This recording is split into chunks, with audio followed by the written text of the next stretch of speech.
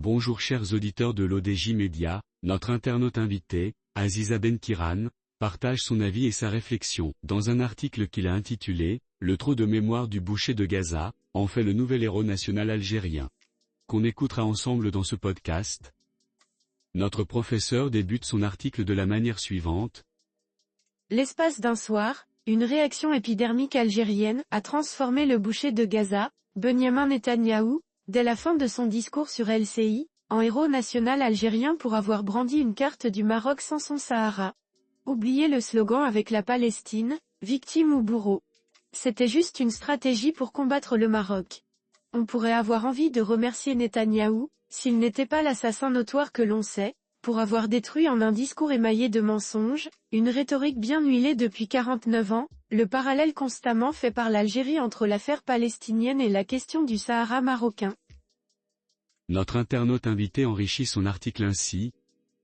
Aujourd'hui, s'il y a un parallèle utile à faire, pour mettre en lumière des problèmes fondamentaux, en matière de droits de l'homme et justice sociale, c'est entre le pouvoir bipolaire ultramilitaire algérien, et celui schizophrène ultra-suprématiste religieux de Netanyahou.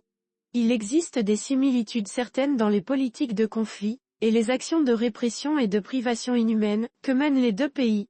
Ici, en Algérie, on nie l'existence des Sahraouis marocains, là-bas en Israël, on nie l'existence d'un peuple palestinien.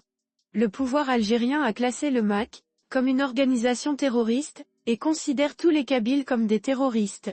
Le pouvoir en Israël a classé le Hamas comme une organisation terroriste, et considère tous les Palestiniens comme des terroristes potentiels. Ici, en Algérie, on emprisonne des Sahraouis dans l'archipel des camps de Tindouf, là-bas, en Israël on emprisonne les Palestiniens dans la bande de Gaza.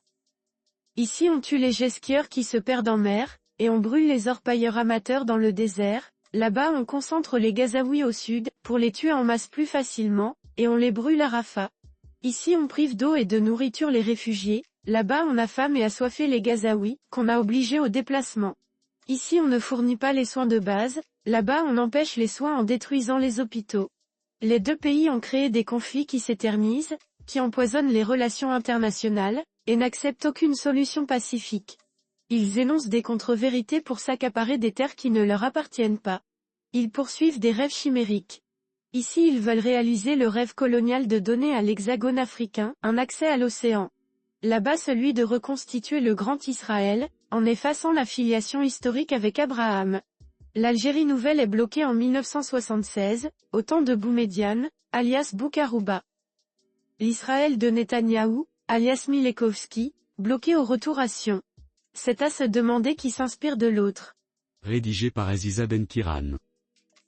C'est tout pour aujourd'hui sur R212, on se dit au prochain podcast de nos internautes invités, restez à l'écoute pour plus d'actualités et merci de nous avoir écoutés, à très bientôt.